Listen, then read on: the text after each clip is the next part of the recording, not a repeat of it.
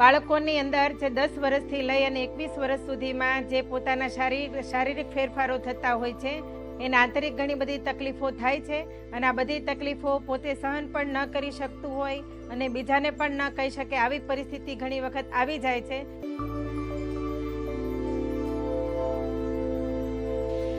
આપણને ભગવાને આટલું બધું મોંઘું મૂલું અને અમૂલ્ય શરીર આપ્યું છે, ત્યારે આપણે ઘણી બધી વખત નાની નાની ભૂલો કરતા હોઈએ છીએ. હવે અશ્લીલ વિડીયો જોઈને, અશ્લીલ હરકતો કરીને આપણા વીર્યને વેડફી નાખતા હોઈએ છીએ. જ્યારે આપણે આવી નાની નાની ભૂલો થાય છે ત્યારે આપણને નથી સમજાતું કે પરિપક્વ વીર્યની કેટલી બધી મહત્તા છે. જોમભરી જિંદગી જીવવા માટે પણ પરિપક્વ વીર્ય હોવું ખૂબ જ જરૂરી છે. અને આમ ગણીએ તો આપણે જ્યારે આધ્યાત્મ તરફ પણ આગળ વધવું છે, મનને કાબૂમાં રાખવું છે, તો એના માટે પણ પરિપક્વ વીર્ય હોવું ખૂબ જ જરૂરી છે. આટલું બધું જે વીર્યનું મહત્વ છે, વીર્યને વ્યક્તિ હાલતા ને ચાલતા ગમે ત્યાં વેડફી નાખતો હોય છે. અને અબુદ્ધતાના કારણે, અત્યારના આવનારા સમયના કારણે, ઇન્ટરનેટના કારણે ઘણી બધી એવી ઉત્તેજિતતા લોકોની અંદર જગાડવામાં આવે છે જે પોતાની જાતને કંટ્રોલ નથી કરી શકતા અને એના કારણે ઘણી બધી ભૂલો કરતા હોય છે. આ ઉપરાંત વધુ ઈચ્છા, અસંતોષ, શીઘ્ર સ્ખલન, કે મોટા ભાગના લોકો આવી ફરિયાદો કરતા હોય છે. પણ ફરિયાદ જો કદાચ આવે છે તો ખુલ્લા દિલથી પણ એને એનો ઈલાજ જો એ કરી શકે, એના માટે બધું જાણી શકે તો બેસ્ટ છે. પણ નથી જાણતો અને પોતાના રોગને જો દબાવ્યા કરે છે તો એના કારણે ઘણી બધી તકલીફો થાય છે.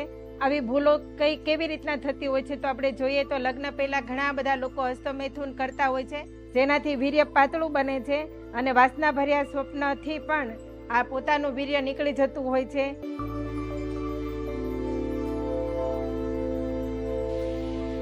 સૌથી પહેલા તો આપણે જોઈએ તો એવા વ્યક્તિઓએ જે લોકોને વીર્યની તકલીફ છે, જે લોકોને સ્પર્મ કાઉન્ટ ઓછા છે, શુક્રાણુ ઓછા છે અને એના કારણે ગર્ભ રહેતો નથી. અને મોટા ભાગની તકલીફોમાં અત્યારે જોઈ રહ્યા છે કે પુરુષોના તકલીફો વધારે છે. ત્યારે સૌથી પહેલા તો સંયમ રાખી અને સમાગમ ઓછું કરી અને પોતાના વીર્યની ક્વોલિટી વધારવી જોઈએ અથવા તો સમાગમ બંધ કરવું જોઈએ. શરીરની ખોટી ગરમીને દૂર કરવી જોઈએ. ઘણી બધી વખત એટલું બધું અત્યારે ફાસ્ટ ફૂડ ખાવાનું વધી ગયું છે, લોકોને ગરમ મસાલા વાળું અને એવા ગરમ પદાર્થો પોતે ખાઈ રહ્યા છે કે જેના કારણે એના કાનમાં બળતરા, આંખમાં બળતરા, શરીરની ગરમી, પેટની ગરમી, આંતરડાની ગરમી, પેશાબમાં, મળમૂત્રમાં ગરમી, એટલી બધી ગરમી પુરુષોના શરીરમાં વધી ગઈ છે અને એના કારણે પણ આ તકલીફો આવી રહી છે. બધી જે અંતઃસ્રાવી ગ્રંથિઓ છે, આ ગ્રંથિઓને પણ એમણે શુદ્ધ રાખવી જોઈએ, સ્વચ્છ રાખવી જોઈએ અને એની સારવાર કરતા રહેવું જોઈએ. અને આને શુદ્ધ કરવા માટે એક આપણા આયુર્વેદની અંદર ખૂબ જ સારું ઔષધ છે, સોનું, ચાંદી, લોઢું અને તાંબા જરિત પાણી, અને એને 4 ગ્લાસ પાણીની અંદર ઉકાળીને અડધું બળે ત્યાં સુધી ઉકાળીને વ્યક્તિ જો 40 થી 60 દિવસ એક ધારું પીવે તો એની અંદર ઘણું બધું પરિવર્તન આવી શકે છે. આ બધા મારા અનુભવેલા નુસ્ખા છે, પણ તમે કોઈ પણ વ્યક્તિ કંઈ આને આવા નુસ્ખાઓને અપ્લાય કરો એ પહેલાં તમારા વિશ્વાસુ જે તમારા વૈદ્ય હોય છે, તમારા ડોક્ટરો હોય છે, એમને પૂછી અને અપ્લાય કરજો. લીલા શાકભાજીઓનું સેવન વધારે કરવાથી પણ ઘણી બધી તકલીફોમાંથી આપણે રાહત મેળવી શકાય છે. 40 થી 50 વર્ષ પછી કુદરતી હોર્મોન્સ બનતા બંધ થઈ જાય છે. એનું કારણ હોય છે કે ઘણું બધું આપણી ખાવાની બેડ હેબિટ હોય છે. અમુક ઉંમર પછી અમુક હોર્મોન્સ બનતા બંધ થઈ જાય છે. એવા સમયની અંદર માણસે દરેક પ્રકારના મિનરલ, દરેક પ્રકારના વિટામિન, માઇક્રોન્યુટ્રિશન અને શુદ્ધ, સાત્વિક અને સંતુલિત આહાર શરીરમાં જાય એના માટે પ્રયત્ન કરવો જોઈએ. 40-50 વર્ષ પછી ગડપણ આવે, શારીરિક નબળાઈ આવે, અનિદ્રા આવે અને એના કારણે પુરુષોમાં પણ એક પડાવ આવે છે મોનોપોઝનો. પ્રોસ્ટેટની તકલીફ થવી, ગ્રંથિઓની તકલીફ થવી અને હરણિયા થાય છે, જેને આપણે હરણિયા પણ કહીએ છીએ. એના માટે આપણે શું કરવું જોઈએ? તો સૌથી પહેલા તો જાતીય વૃત્તિ પર કાબુ મેળવવો જોઈએ. માણસ ક્યારેય વિચારોથી ગૌઢો થતો નથી અને પોતાના મનથી ક્યારેય વૃદ્ધ થતો નથી, છતાંય અમુક વર્ષ પછી અમુક પ્રકારની પ્રવૃત્તિઓ એમને છોડી દેવી જોઈએ અને પોતાના ચિત્તને, પોતાના મનને અધ્યાત્મ તરફ વાળવું જોઈએ અને જે શારીરિક ઈચ્છાઓ છે એને કાબૂમાં લેવી જોઈએ. ખાસ કરીને એના માટે ખોરાકમાં ફેરફાર કરવો. જે આપણે તામસી ખોરાક લઈ રહ્યા હોય, ઉત્તેજિત ખોરાક લઈ રહ્યા હોય તો એમાં ધીમે ધીમે કરીને સાત્વિક ખોરાક તરફ જવું અને જે ફાસ્ટ ફૂડ છે, બહારના ખોરાક છે, જે આપણી મનોવૃત્તિને બગાડી રહ્યા છે, એ બધા ખોરાકને આપણે ઓછા કરી દેવા અથવા તો બંધ કરી દેવા જોઈએ.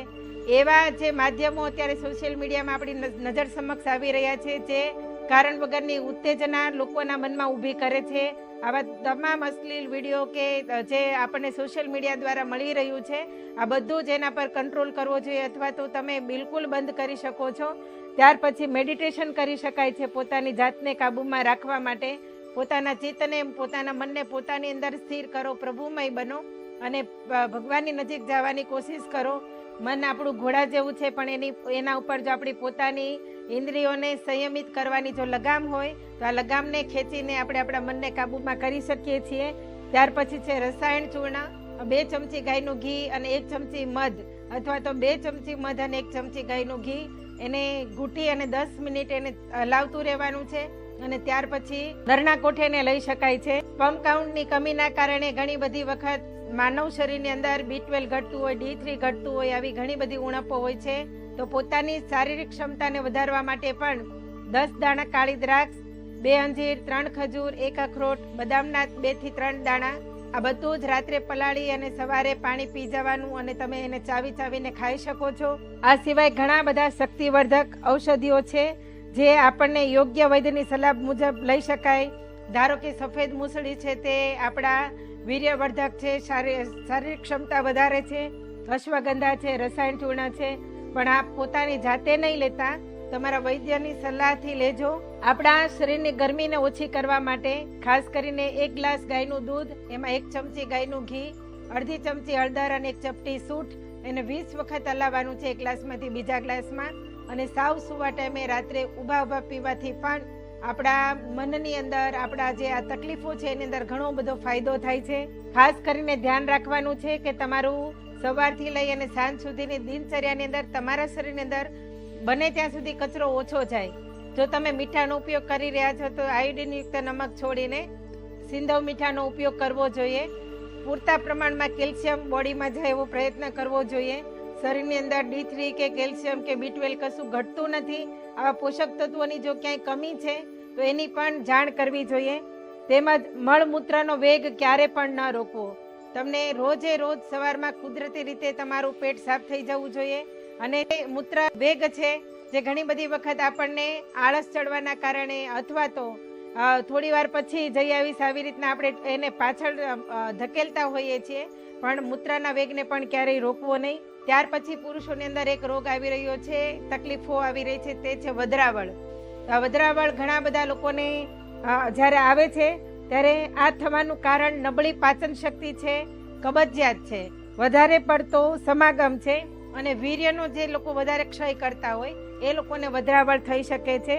જે વાલ દ્વારા ચેતાતંતુના કહેવાથી મસ્તિષ્ક છે ને એને સુધી પહોંચાડતું નથી, અને એના કારણે વૃષણમાં દાખલ થયેલું જે પ્રવાહી છે એ પ્રવાહી વધી જાય છે, અને તેથી વૃષણનું મોટું થવું કાં તો લચી પડવું, આને વધરાવળ કહેવામાં આવે છે. તો એના માટે આપણે એક ઉપાય છે, અને ઉપાય છે કે યોગ્ય કસરત કરવી જોઈએ.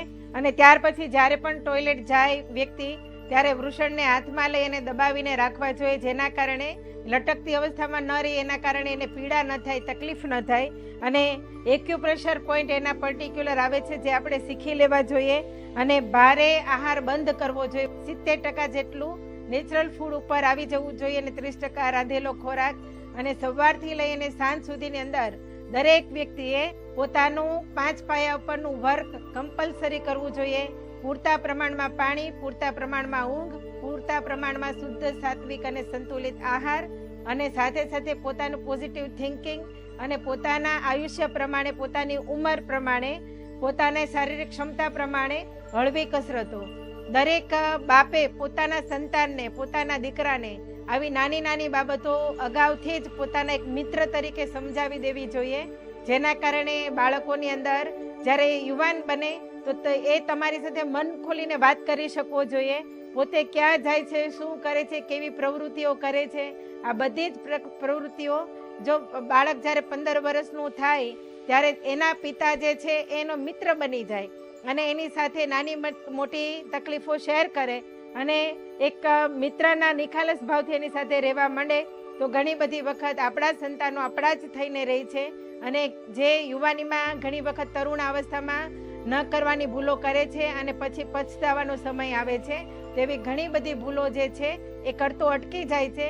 અને તમે એનું જીવન સંસ્કારિત તો કરો જ છો સંસ્કાર આપીને, પણ ઘણી બધી વખત સંસ્કાર હોવા છતાંય જે ખરાબ સંગતના કારણે અથવા તો એવી જગ્યાએ એનું પગલું પડી જાય કે જે અયોગ્ય હોય, અને ઘણી બધી વખત બધું જ બરાબર છે પણ ઇન્ટરનેટ દ્વારા આવેલા જે એની સામે દ્રશ્યો છે એના કારણે પોતાનું મન વિચલિત કરીને ઘણી બધી ભૂલો કરે છે.